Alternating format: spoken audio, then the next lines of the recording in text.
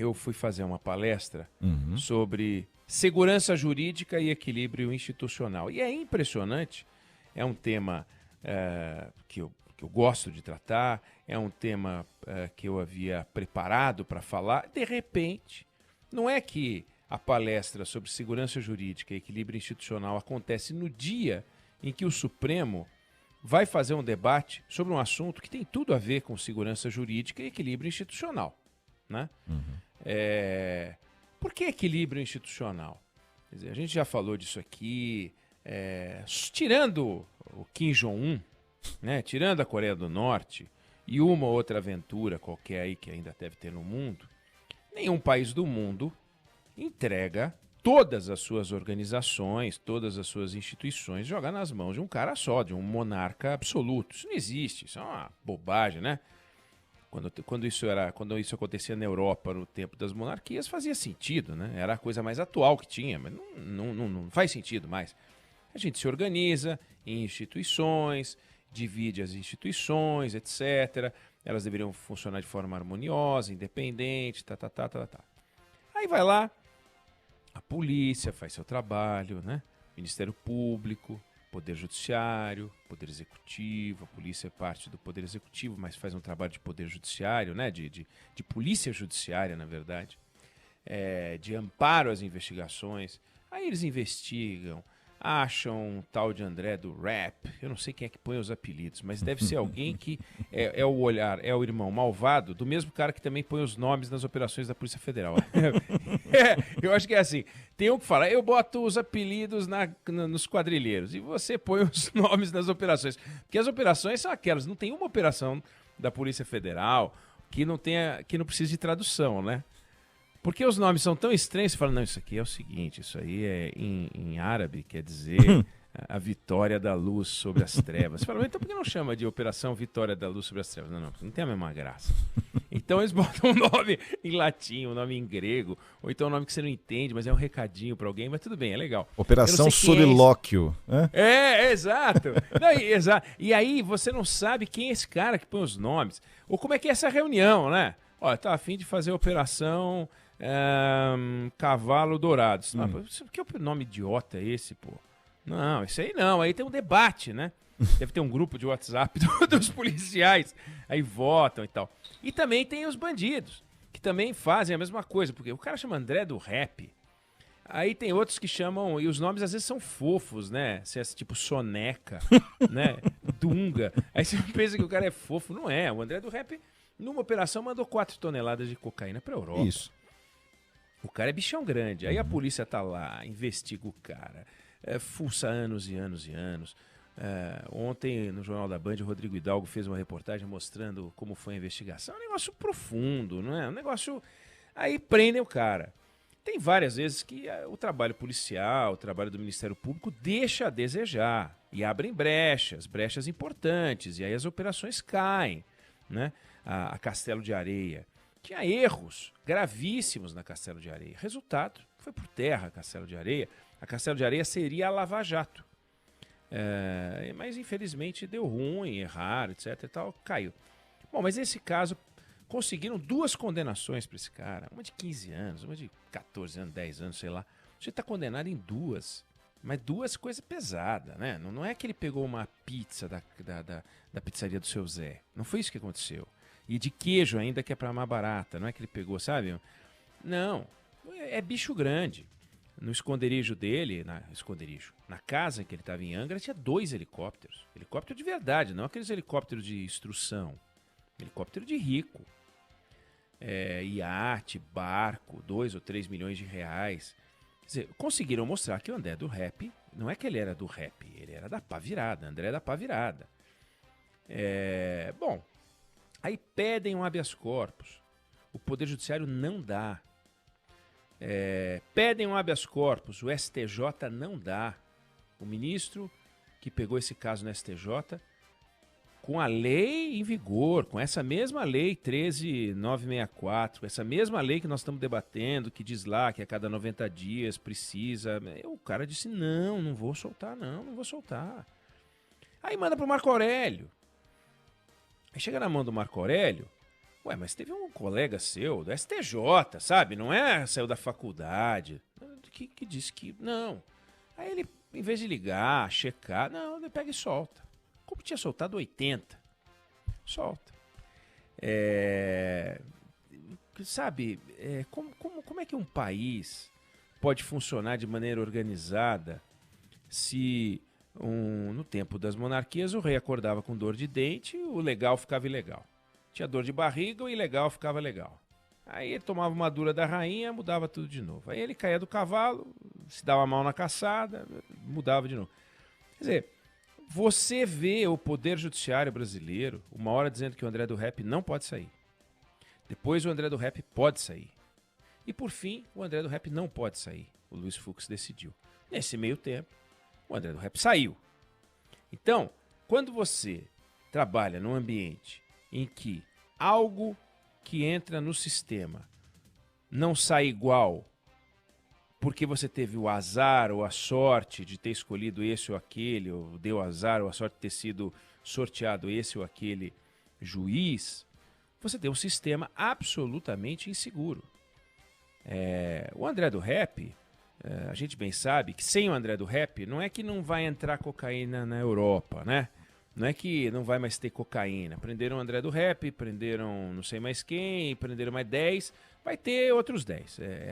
O trabalho de combate ao narcotráfico, quem sou eu para falar sobre isso? As autoridades policiais, quando dão entrevistas, você fica chocado. Realmente é um negócio muito difícil de fazer. A forma como a gente opera é um negócio complicado. Claro, vai ter sempre alguém. Da mesma forma que quando o Pelé se aposentou, alguém usou a camisa 10. Vai ter alguém na camisa 10, vai ter alguém no lugar do André do Rep. Não tem jeito, vai ter.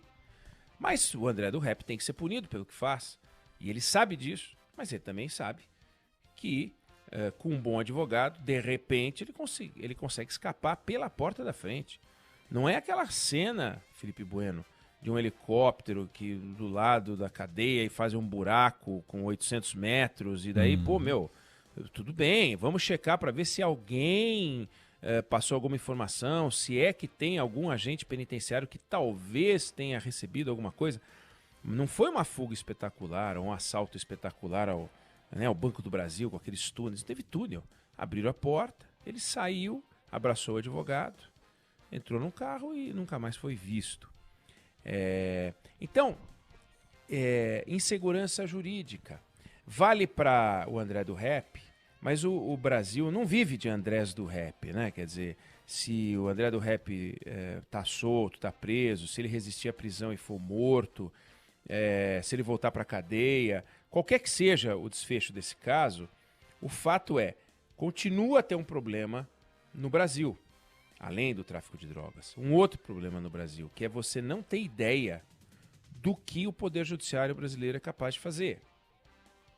Como é que a gente vai operar com um grau razoável de previsibilidade para as pessoas trabalharem, para as pessoas empreenderem, se a gente não tem um sistema que favorece a segurança? O conceito de legal e ilegal, de certo e de errado, é instável. As coisas se alternam demais por aqui. Esse exemplo do Fux, alguém vai dizer, mas isso não tem nada a ver com a minha vida. Tem. É porque dessa vez foi uma discussão envolvendo o André do Rep, que não tem nada a ver com a sua vida. Mas tem tudo a ver com a sua vida, que se você tiver um problema na justiça e cair com o juiz A, ou se o seu vizinho ou seu amigo tiver um problema na justiça igual ao seu e cair com o juiz B, os desfechos serão diferentes. Isso vale desde uma discussão de herança, vale uma discussão entre sócios, vale uma disputa territorial, vale uma disputa tributária, vale uma discussão de aposentadoria. Quantos e quantos casos a gente não tem no Brasil de alguém que fez um pleito para o INSS e teve um desfecho no judiciário, e o outro que teve um caso igual teve outro desfecho, e a expectativa é que fosse aquele desfecho.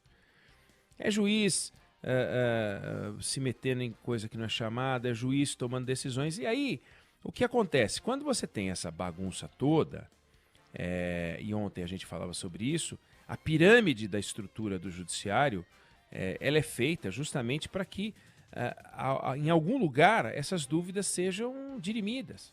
E deveria ser no Supremo Tribunal Federal. Agora, qual é a chance de você ter um país funcionando direito com 11 ministros do Supremo que agem de 11 formas diferentes? Só dá para ser isso em 11 países. Então, se você tiver 11 países, você pode ter 11 visões. É do jogo. Agora, quando você tem as 11 visões dentro de um só Supremo Tribunal Federal, aonde é que isso vai parar? O Rodrigo Aidar vai conversar com a gente hoje. Tem um problema na decisão do Fux.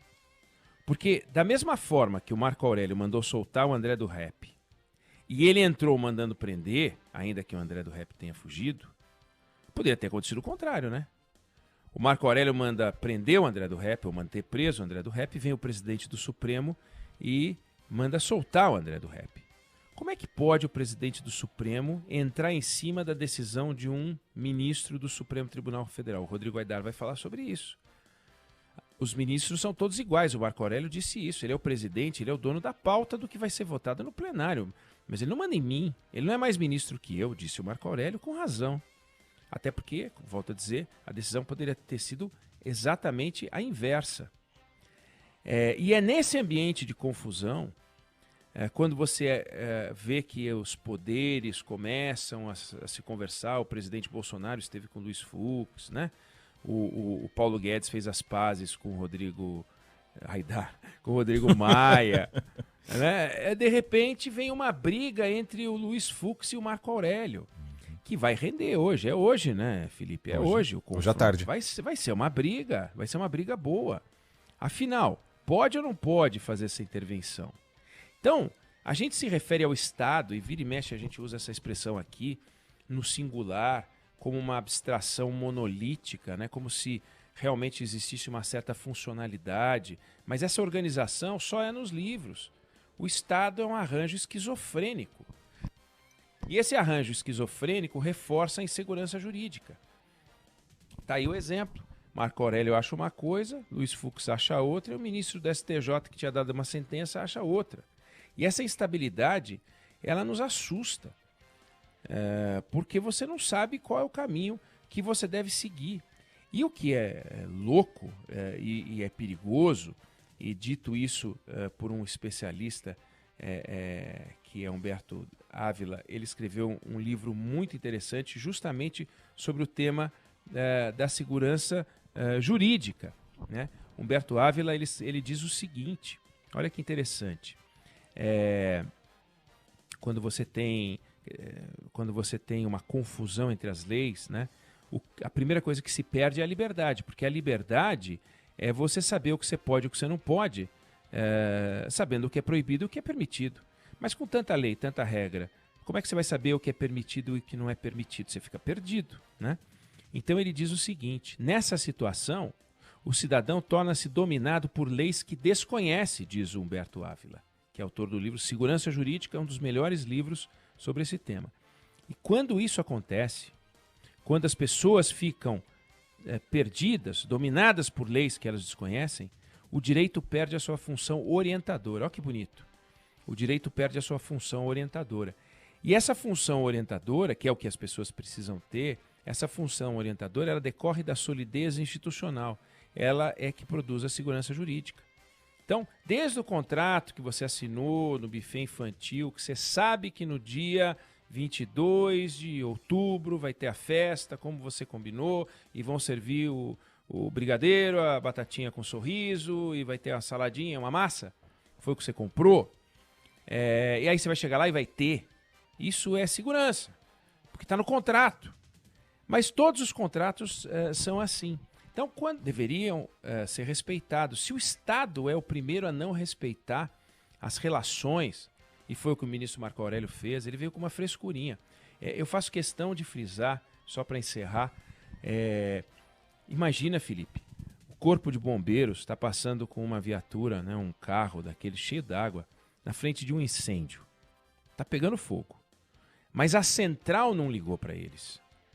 Então eles não param, eles vão em frente, vão embora, voltam para o quartel. Por quê? Porque precisa esperar a central ligar. Mas eles não estão vendo incêndio? Estão, mas precisa ligar a central. É burocracia isso, né? Uhum. Então, O ministro Marco Aurélio mandou soltar o André do Rep. Por quê? Porque o juiz não assinou um papelzinho lá fundamentando um troço. Tem que fundamentar? Tem. Ele não preencheu. Bom, não preencheu porque não há o que dizer ou não preencheu porque esqueceu? Em se tratando do André do Rep, liga para o juiz e fala, juiz, o senhor não preencheu o papel. Putz, mas eu vou relaxar a prisão. Então tá bom, relaxa a prisão. O senhor acha que não tem mais motivo? Não, ele é inocente. Aí vem, não posso olhar a capa do processo. Temos que discutir os temas sem discutir a capa do processo. Vem cá, numa discussão de paternidade, o juiz não olha a capa do processo para saber quem é o pai, porque ele vai ter que entregar o filho eventualmente para o pai ou para a mãe. Ele não vai ver quem é, se o cara bate, se não bate, se é monstro, não é monstro, é impessoal. Assim, como é que é isso? Você não olha para ver quem é? Se o pai for um assassino em série, ele não vai olhar? É conversa mole dos diabos. Mas enfim, esse tema vai render, nós estamos falando dele há vários dias, tem vários aspectos, nós vamos voltar a falar sobre ele com o Rodrigo Aidar. E hoje, ao longo da programação, aqui na Band News FM, você vai acompanhar tudo sobre essa votação importante no Supremo Tribunal Federal.